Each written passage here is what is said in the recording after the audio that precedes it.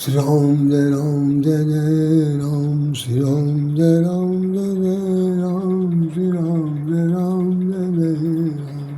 श्री राम जय राम श्री राम जय राम श्री राम जय राम श्री राम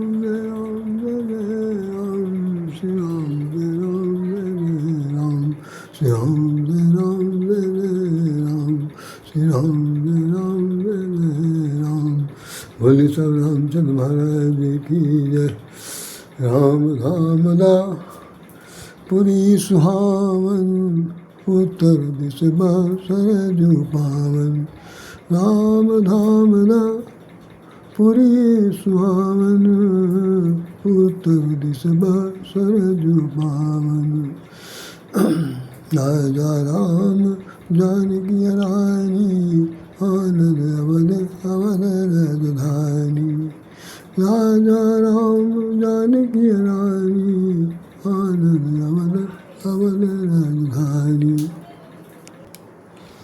ये चंपत राय और कृष्णमोहन से पूछा गया है चोरी क्यों छिपाई है। उसने दर्ज किए बयान आरोपितों और उम्मीदवार। राम मंदिर में चंदा चोरी का मसला चल रहा है। राम के खजाने से करोड़ों रुपया लूट लिए गए, जेवरात सब निकाले गए और उसकी सघन जांच चल रही है।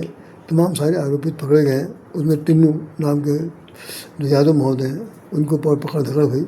उनके जो संबंध है वो सापा के मुखिया से के साथ जोड़े गए और उसके प्रमाण भी दे दिए गए। सरकार को पता है, उनको पता है, सबको पता है। अब जवाबदेही के लिए वो भी तरस रहे हैं। उनकी आंखों से आंसू बहने गए, 10 महीने सूख गए। सोच रहे हैं कि अब कौन सा तरीका निकालें कि टिन्नू को बचा लिया जाए, हमको बचा लिया जाए। उसके बाद एक देखिए कि योगीनाथ जी ने कहा, माननीय योगीनाथ जी ने कहा कि अयोध्या को बदनाम कर रहा है विपक्ष। ये भी चल रहा। अभी दूध का दूध पानी का पानी होना बाकी है। ये तो पुराना पेपर है जो मैंने आपके सामने रखा। सवाल ये अभी हो सकता है कुछ ही दिन में, 2-4 दिन में बता रहे हैं 23 तारीख या 25 तारीख को मीटिंग होगी। उसके अंदर हमें SIT की ओर से या सुप्रीम कोर्ट से जो जवाब मिलेगा वो उसको फाइनल टच के रूप में देखा जाएगा। आइए हम लोग उस पर 2 मिनट चर्चा करते हैं। जय श्री राम, जय श्री कृष्ण, जय श्री राधे, जय राम भक्त और राम धाम दा पुरी सुहावन उत्तर दिश सरजू पावन। अयोध्या धाम की जय जयकार। जगत पिता परमात्मा श्री रामचंद्र जी की जय।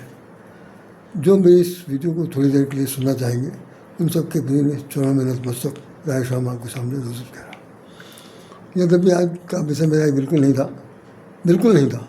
मैं कुछ और कहना चाहता था, लेकिन अचानक मुझे आज एक इंस्टाग्राम पर एक वीडियो देखने को मिला तो मेरे मन में आया कि जो सब कहने की चेष्टा करूँ।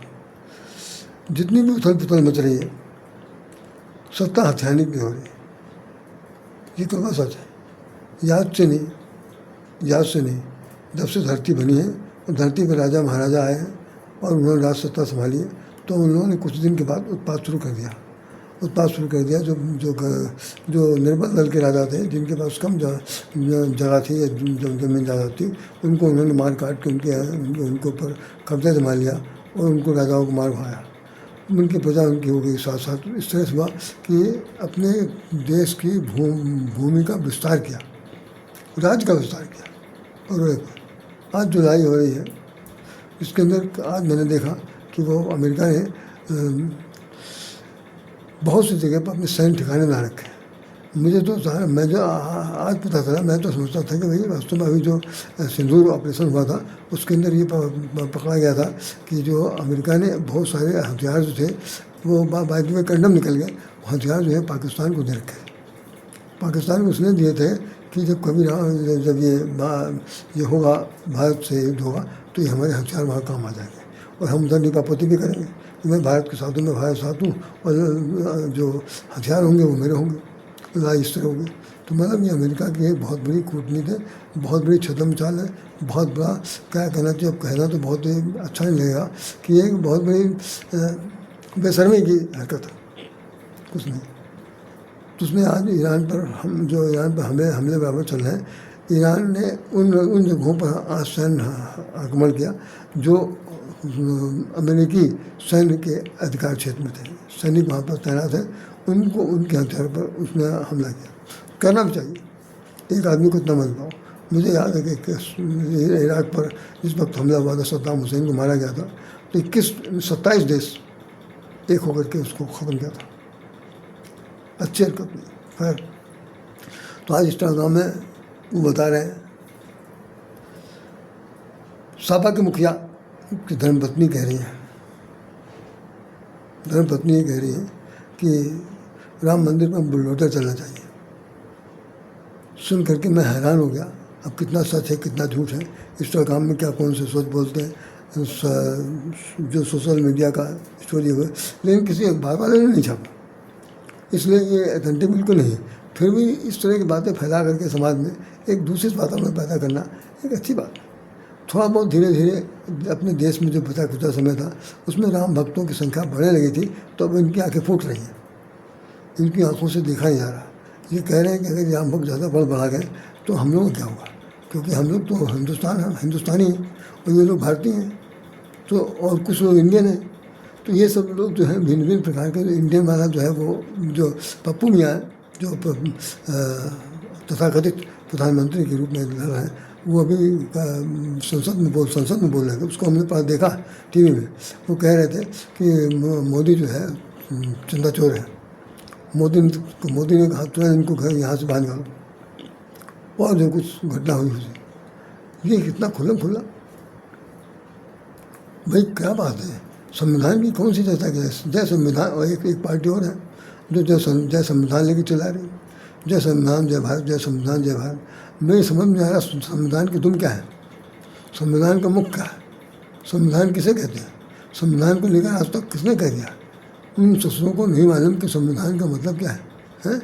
सब मेरे बराबर, विधान में विधान, ऐसा विधान, ऐसा कानून, ऐसा न्याय, ऐसा जजमेंट जो सबके लिए समान हो, बराबर हो, संविधान। इसीलिए विधानसभा बनी है, विधान जानने वाले लोगों की सभा बनी है। वहाँ यहाँ विधायक आते हैं। विधायक क्यों आते हैं? ये कह के ये माना जाना चाहिए शब्द के अनुसार कि जिसको विधायकी आती है, जिसको विधि का ज्ञान है, जो कानून व्यवस्था को समझ सकता है, उसको रह जाता है। ये थोड़ा नहीं सब अंगूठा टेक सब चले आ रहे, चाहे कोई ये पढ़े हो, चाहे 4 अक्षर पढ़ो, तो कुछ पढ़ो, विधायक शब्दों पर जाओ, शब्द का अर्थ समझो, उस अर्थ के हिसाब से चुनाव होना चाहिए। टिकट तो दे रहे हैं वो भी बिल्कुल मैं समझता हूँ कि बहुत ज़्यादा देश के हित में अच्छा नहीं कर रहा। देखिए किसको जानकारी, LLB पढ़े हुए हैं, LLM पढ़े हुए हैं, अन्य कानून व्यवस्था को जो जानते हैं, देश को चलाना जिनको आता है, जो बहुत ही प्रौढ़ समझदार हैं, उनको आना चाहिए।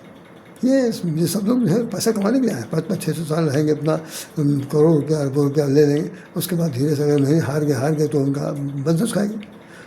तो उन्होंने, मैडम ने कहा कि राम जन्मभूमि में के मंदिर में बुलडोजर चलना चाहिए। अब वो बुलडोजर कहाँ से आएगा? अभी तो योगी के पास ही है, बाकी तो किसी के पास है नहीं। डबल इंजन की सरकार चल रही और वो बुलडोजर चलाने की बात कर रहे हैं। तो मैं एक बात बहुत खास तौर से आप लोगों को बताना चाहता हूँ कि नारियों को चाहे कितना बराबर का स्थान दे दीजिए, कंधे से कंधा मिला के चलें, सिर से सिर मिला के चलें, सिर के ऊपर चलें, कंधे के ऊपर बैठ के चलें, हाथ मिला के चलें, टहलते हुए चलें, सब कुछ करें। मैं सब कुछ बोल रहा हूँ, लेकिन मैं माफ़ी चाहता हूँ।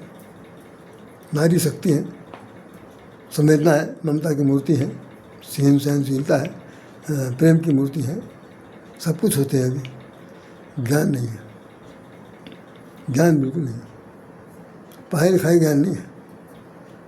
सोशल एक्टिविटीज़ के साथ होता नहीं कि you are well educated, but you are not cultured. अब बहुत पढ़े लिखे हैं, आसमान छूने वाले विद्या प्राप्त कर ली, लेकिन we are not well cultured. लेकिन आपके अंदर तमीज़ नहीं है, आप कल्चर नहीं है, आप सुसंस्कृत नहीं है, आप सभ्य नहीं है, आपके अंदर सभ्यता का कोई ज्ञान नहीं है। ये बात जब कह दिया जाए किसी के सामने तो भाई साहब उसको घोड़ों पानी गिर जाएगा। यार क्या बात, हम लोग जब कभी ऑफिस में पढ़ते थे, या हमारे ऑफिस में काम करते थे, तो बॉस जो बहुत बोलने वाला था, या वो बहुत ही वैसा अनकंट्रोल जिसकी जबान हुआ करती थी, वो अपने हाथों को कभी गाली बक देता था। गाली भी देता था। और वो ये कहने लगता था कि यू आर नॉट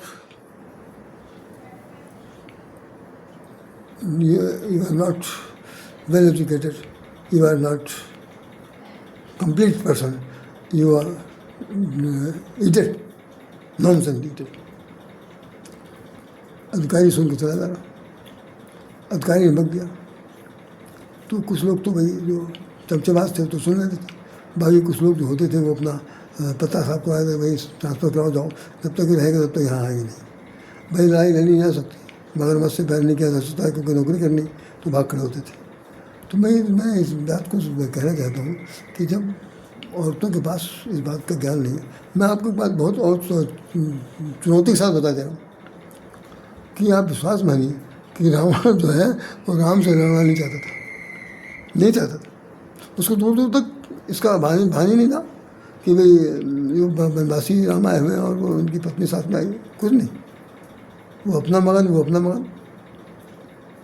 लेकिन ये तो सारा काम तो हुआ जब वो सुपरेखा नाक कटा गई, नाक कटाने आई थी, नाक कटा के जब वहाँ गई तो उसने अपने भाई को खूब धित्कारा, ना बैठे हो, खा रहे हो, मकड़ा रहे हो, घूम रहे हो, तमाम सारी बीवियाँ सब रखे पड़े हो और तुम नींद भर के सो रहे हो, ऐसो आराम करो, तुमको मालूम नहीं हमारे राज के चारों तरफ आ गए हैं, दुश्मन आ गए हैं और वो हमला करने वाले हैं। उनके साथ एक बीबी भी लड़की और भी है, बहुत सुंदर है, और उन्हीं के छोटे भाई ने मेरी दुर्दशा की है। और उसके बाद उसने राजनीति के कुछ पॉइंट बताए, लिखा है राम उसमें अरण्यकांड में। तो उसको सब सुनने के बाद रावण के मन में बात जोश आया, लाई तो होगी तो देखेंगे, तो कम से कम उनकी पत्नी को तो हैरान करके नहीं करेंगे। उसका ध्यान कहाँ गया? काम की तरफ गया, काम वासना की तरफ गया। लेकिन अब इसको आगे चल के कभी हम बताएंगे, ना काम की तरफ गया ना काम वासना की तरफ गया। उसको लाई मोल लेनी थी, इसलिए उसने कहा तासो जाए बैर हट करी हूँ, ये वाक्य लिखा। हम ला करके उनसे ज़बरदस्ती लड़ाई मोल लेंगे। और लड़ाई मोल लेने के लिए क्या उपाय सोचा कि भाई यही उपाय हो सकता है कि आमना सामना हम कर पाएंगे नहीं, तो उनकी पत्नी को हरण कर दो। ये रावण, तो ये हुआ किसी कारण? उनकी बहन के कारण। महाभारत का किसके कारण हुआ? द्रौपदी के कारण हुआ। अगर वो न कहती कि अंधे बाप के बेटे सब अंधे होते हैं, और वो गिर पड़ा था, क्या नाम, दुर्योधन, उसी समय उसने कमर कस ली थी कि अगर इसको हमने नंगाना कर दिया जान पर बैठा कर, तो मैं कौरव का पुत्र नहीं, छिड़ गई। और देखिए, महाराज दशरथ की मृत्यु का कारण कौन है? उनकी प्रिय पत्नी कही। जैसे उदाहरण दे रहा हूँ मैं आपको, जिनको कोई भुला नहीं सकता। अच्छी बात नहीं। अब और इस पर आइए, ये सब लड़ाई की तरह है। औरतों के पास सब कुछ होता है। मैं कह रहा हूँ कि 100 बार नतमस्तक होना चाहिए। लिखा है, सेवत हरि ब्रह्मा विष्णु, हरि ब्रह्मा शिव जी। ये आरती करते हैं जब माता दुर्गा जी की, तो उसमें लिखा हरि ब्रह्मा शिव जी, ब्रह्मा विष्णु महेश तीनों लोग दुर्गा जी की पूजा पाठ करते हैं तो नारी, और तो कुछ नहीं। लेकिन ब्रह्मा विष्णु महेश भी पूजा करते हैं, लेकिन जानते हैं इन लोगों के करेक्टर के मतलब जो इनका जो नारी का भौतिक चरित्र है। करेक्टर वो नहीं है जिसके अंदर जो बदमाशी वाला, छेड़छाड़ वाला नहीं। इनका जो भौतिक गुण है और जो रासायनिक गुण है, जो नारी का की जन्मजात गुण है, अवगुण है, उसको ये सब लोग बता रहे हैं कि भाई वो उससे मुक्त नहीं। जैसे एक उदाहरण उसमें लिया हुआ समाजशास्त्र में डॉक्टर फ्राइडे हुए हैं समाजशास्त्री, उन्होंने कहा था मैन इज़ एनिमल। पहली बार जब व्यक्ति जो है धरती पर जन्म लेता है तो वो लाइक एनिमल होता है, किसी जानवर से कम नहीं होता। और उन्होंने कहा, जब नारी समाज की बातचीत की तो उसमें कहा कि नारी जो होती है वो वास्तव में उसके अंदर जन्मजात ईर्षा का गुण होता है। वो अपनी ईर्षा करने की गुण से मुक्त नहीं है। दुनिया का सब कुछ ला के उसके चरणों में अर्पित कर दीजिए। आप भी उसके सामने सिर के बल खड़े होकर नाचने लगी, देव भाई, देवी स्वरूप आ लो, सब कुछ दे दिया आपको। लेकिन उसकी ईर्षा, जैसे ही वो अपनी प्रतिद्वंदी किसी को देखेगी, किसी नारी को देखेगी और उसके तुलनात्मक अध्ययन में उसको कहीं भी इंफैरिटी कम्प्लेक्स मालूम पड़ा, तो भाई साहब आपका सारा करा था चौपट हो जाएगा, रखा रह जाएगा और वो ये कहेगी क्या ला के दिया है, क्या ये सब कोई चीज़ है। उनको देखो, उनको देखो, उनका भरा पड़ा, उनके आदमियों को देखो, उनको देखो, मतलब वो कुल जो कुछ घर में रखा पड़ा, जो कुछ ला के दिया गया, उससे सेटिस्फेक्शन उसको नहीं है। और सेटिस्फेक्शन किससे? दूसरे से। इस बात को डॉक्टर फ्राइडे क्या कह रहे हैं, समाजशास्त्री कह रहे हैं कि नारी की जन्मजात अवगुण उसकी ईर्षा है, उससे मुक्त नहीं। अभी ईर्षा कहीं तो कहा ना। अब वो देखिए, सापा का मुखिया जो है वो किसी न किसी रूप में अप्रोक्ष रूप से फंस रहा, तो अभी सामने आएगा और एक ऐसी स्थिति आएगी कि दोबारा सरकार आ गई, अगर आती है, निश्चित रूप से आएगी, तो इनसे समझ लीजिए ये लोग सब नपेंगे, बचेगा कोई नहीं इनमें से। ये अभी जो प्लाटिंग कर रहे हैं चुनाव कराने आने के लिए, उसमें ये क्या चाहते हैं, ये ब्रेन वॉश करना चाहते हैं उन जनता का, कि ताकि लोग देख लें कि भाजपा वाले जो हैं वो चंदा चोरी करते हैं। अरे गधों को मालूम नहीं कि चंदा चोरी करके कहाँ ले जाएंगे जब सत्ता हमारी है। तो भगवान की उसको चोरी करवाने में इनका हाथ था और बलवा कराने में इनका हाथ है और बदनाम करने में इनका हाथ है। उस जो मैं तथाकथित प्रधानमंत्री की बात करूँ मैं, जिस पप्पू मियाँ कहे सब लोग कहते हैं, उनको तो मालूम नहीं वो उतना ज़्यादा। अब तो राजनीति जब से आए हैं, वो अपने बाप के मरने के बाद से आए हैं, उससे पहले तो इनकी पूरी खानदानी चल रहा था। 74-75 साल तक जो उन्होंने यहाँ राज किया, आप विश्वास मानिए, जो लोग हमारी उम्र के हैं जानते होंगे और लोग पढ़ कर सुना होगा, कम से कम 70,000 प्रकार के घोटाले, 70,000 प्रकार के घोटाले छोटे बड़े मिला करके इनके राज में हुए, इनके राज में। उसमें से 2-3 कांड तो बहुत ही भीषण हुए। एक का नाम था बफोर्स कांड, तो लास्ट तक ख़त्म नहीं हुआ। हेराल्ड वाला कांड चल रहा, नेशनल हेराल्ड के जमींदार को लेकर। और एक कांड हुआ जिसके अंदर ये था ताबूत में कमीशन खोरी, ताबूत कहीं से मंगाएगा, कमीशन यहाँ खाएगा। और बहुत से ऐसे हैं जिसके अंदर काली करतूती वाला रखता, वो चंदा चोर करे। वो कुल मिलाकर के हमको आपको भ्रमित करना चाहते हैं, किसी तरह से राम भक्तों की संख्या बढ़ने न पाए। जो राम भक्त हो गए वो काम भक्त हो जाए, जो काम भक्त हो गए वो कांग्रेस भक्त हो जाए, जो कांग्रेस भक्त हो गए वो सपा के साथ मिल जाए, नहीं मिल जाए तो भैया वो कम से कम इन लोगों से अपनी दूरी बना लें। वोट कटाती है, सत्ता हमारी आनी चाहिए। क्यों? पुराना ढर्रा शुरू हो जाएगा। अब एक बंगाल की जो दशा है क्या है, अब एक के बाद एक कट रहा। जब तक उसकी तूती बोल रही थी तो सबके सब जीभ दबाए हुए उसी का आरती उतार रहे थे। अब उसका जीना मुश्किल है, गलत है। तो मैं जिस वक्त कह रहा था वो कि मोदी चंदा चोर है, उस वक्त उन्होंने शायद जो क्या नाम है उनका, जो सभापति थे, उन्होंने ऑब्जेक्शन किया। मैंने देखा वो टीवी पर सीन आ रहा था कि ऑब्जेक्शन किया। अगर मैं क्षमा करिए, आप मैं 100 बार तो बात हो, आप लोगों से माफ़ी मांगना चाहता हूँ, मेरी कोई औकात हैसियत नहीं। कोई और ऐसा व्यक्ति ऐसा होता, मैं अपने को तो नहीं शामिल करना चाहता हूँ, क्योंकि भाई छोटी में बड़ी बात हो जाएगी। कम से कम वो दूसरा आदमी ये कह रहा था कि पहले तो आज की सभा यही विराम दी जाती है, आज की सभा हम यही विराम देते हैं।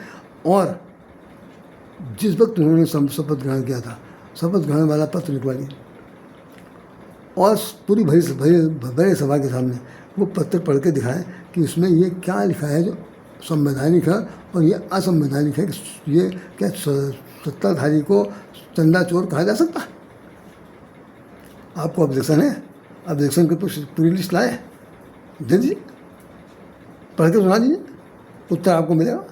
नहीं सेटिस्फाई नहीं है, दोबारा फिर मीटिंग बोल लीजिएगा। लेकिन ये आराम शराब क्या है? जूते चप्पल चलना, गुनाहगारी करना, बुरा भला करना, ये सब सभ्यता का पड़। ये हमारे देश की सबसे बड़ी जो दुर्दशा है, उस पर निश्चित दिखेगा। अभी सबके मुखौटे बाहर होंगे और हो गए हैं। हमने तो ये अखबार से दो ही दिखाया कि उन्होंने सुखी योगी जी महाराज जी ने कहा कि विपक्ष जो है बदनाम करना चाहता है। मैंने इस खास तौर से इसी को मुद्दे बनाया। वो निश्चित रूप से चाहते हैं कि भाई किसी तरह से विपक्ष हो नहीं पा। अभी मायावती ने कुछ बोला, कांग्रेस और सपा के कुछ बहुत कुछ बुरा भला कहा, या वो अवसरवादी हैं, ये हैं, वो हैं। और अब वो उसके देखिए जब बातचीत की जाती है सपा वाले को तो वो मकान नहीं काटता। अच्छा, एक हमारे जान पहचान के हैं, जान पहचान क्या हैं, दूर के हैं, वो रोज़ हमको एक वीडियो भेजते हैं। उसके अंदर लिखा हुआ यादों जो है वो यादों के बारे में लिखा है। बड़ी सेना है, बड़ी सेना। वो बहुत ही ये किसी ज़माने में बड़े जुझारू थे, बहुत ही ताकतवर थे, बड़े बलवान थे, बड़े बहादुर थे, बड़े।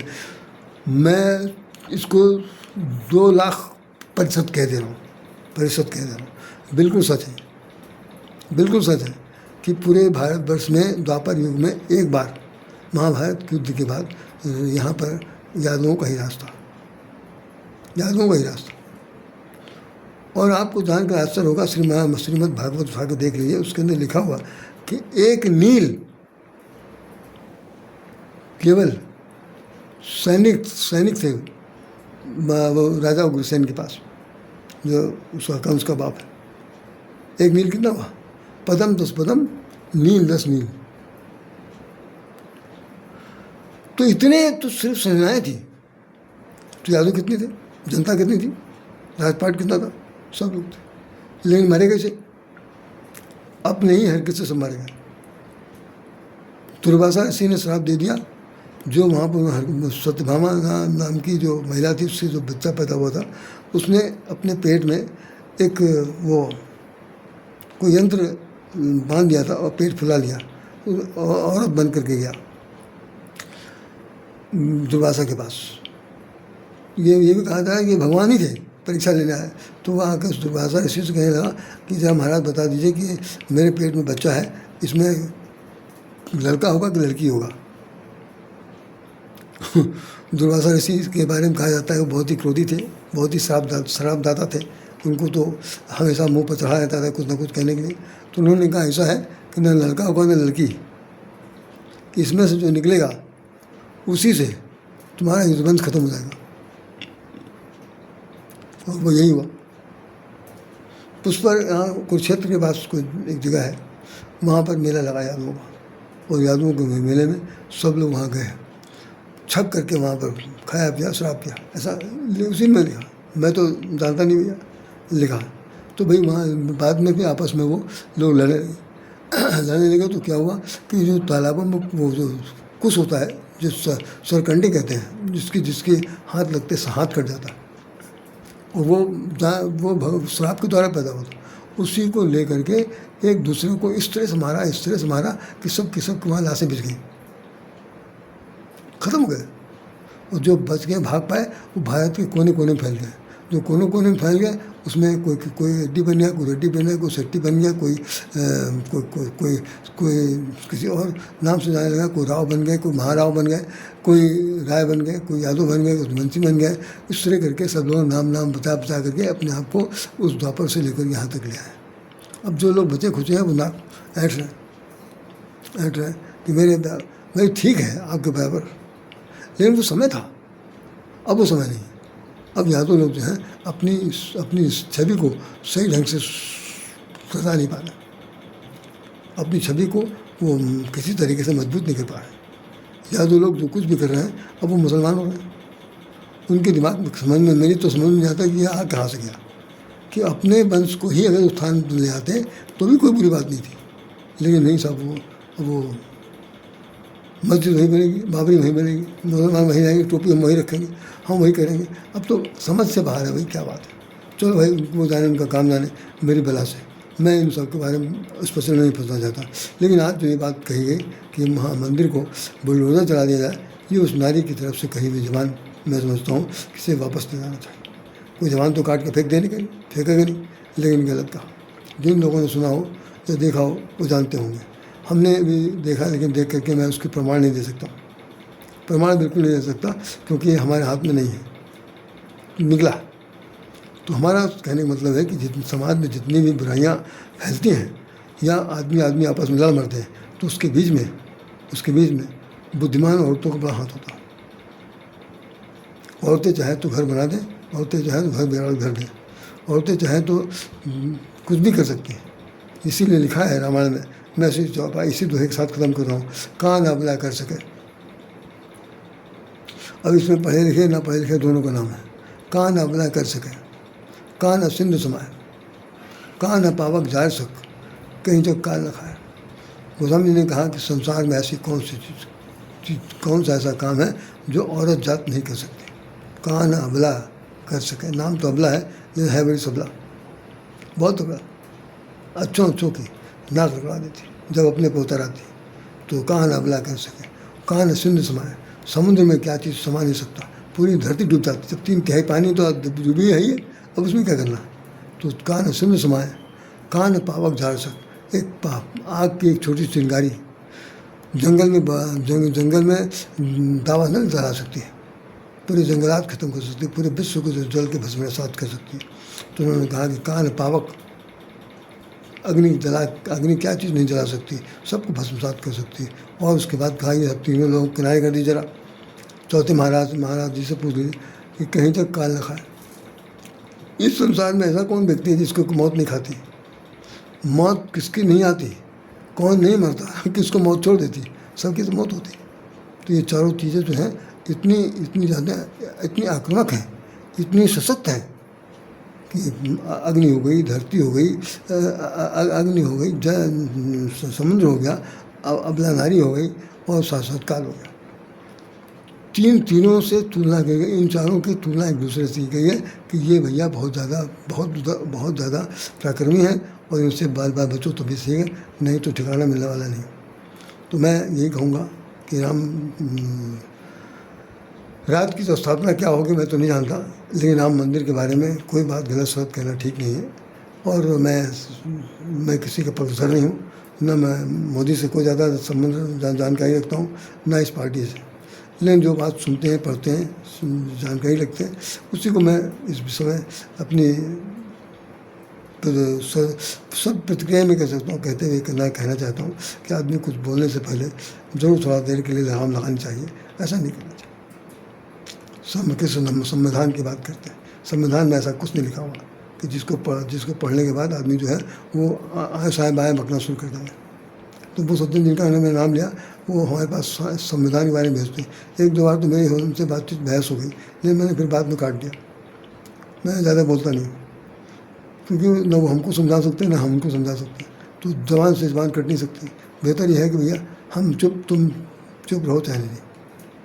तो मैं आप लोगों को बताना चाहता हूँ, औरतों से डरिए चाहे ना डरिए, लेकिन औरतों के जो गतिमती है उसको अब बहुत ही बात करते रहिए, क्योंकि जो मैं अब विवादित चौपाई बोल रहा हूँ कि ढोल गमार शुद्ध पर सुनारी, ये सब ताड़न के अधिकारी, अब अभी विवादित चौपाई है, कभी इस पर चर्चा करूँगा। तो उसमें कह दिया था गोस्वामी जी ने कि ये सब ताड़न के अधिकारी, इसमें नारी का नाम आ गया। अच्छे खासे लोग जो हैं वो सिर के बल दौड़ पड़े, कूद गए, फांद गए, मरने के तैयार हो गए, सब कुछ करने के लिए पर्चा फाड़ देंगे, फूरी कर देंगे, गलत दिखा उधर। लेकिन फिलहाल फिर रुका हुआ, अभी जो है बलवा नहीं मच रहा। तो वहाँ पर ताड़न शब्द आया हुआ नारी के लिए। तो ताड़न मैंने क्या, लठबाजी नहीं है, ताड़न मैंने जूता चप्पल तोड़ना नहीं है, ताड़न मैंने बाल पकड़ के फेंकना नहीं। ताड़न का मतलब सिर्फ ये है कि अगर जरा सा बहुत भी तन से, मन से, धर्म से, कर्म से, मनसा से, वाचा से, कर्मणा से अगर तुम्हारे अंदर जो है बहुत बदतमीजी आ रही है, तो हम जो है तुमको आग दिखाएंगे। आग दिखाना भी एक ताड़ना है, सावधान करेंगे। सावधान नहीं होगी तो हम एक बार हाथ जोड़ लेंगे, भैया तुम जाओ जहाँ मन हो आ रहा हो। शारीरिक कष्ट पहुँचाना, मेंटल टॉर्चर करना, ये सब ताड़ना में नहीं आता। सीधी इस बात यह है कि हम आपको वॉच करेंगे, ऑब्जर्वेशन करेंगे, उसमें हमारे आपके बीच में अगर बनती है तो ठीक, नहीं तो भाई जय श्री राम। तो चर्चा बाद में होगी। इन शब्दों के साथ मैं भगवान से प्रार्थना करता हूँ, भगवान जितने लोग भी हैं आपके खिलाफ जो बोल रहे हैं वो जो आपके पक्ष में बोल रहे हो, सब लोगों को सद्बुद्धि दीजिए। कम से कम ये मसला जो है वो इस तरह से ना हो कि जो देश से निकल के बाहर की चौखट तक वाहवाही की जगह पर हाय हाय हो। ठीक नहीं, ठीक नहीं, ये हमारे आपके लिए नहीं, भारत देश की अस्मिता का सवाल है। तो ध्यान रखिए, भारत माता की जय, भारत माता की जय करते हुए आप अपने कदम प्रति कदम बढ़ाइए और जितने भी लोग इस तरह के दुर्बुद्धि वाले हैं उनसे अपने को बचा के रखिए। जय श्री राम, जय श्री कृष्ण, जय श्री राधे।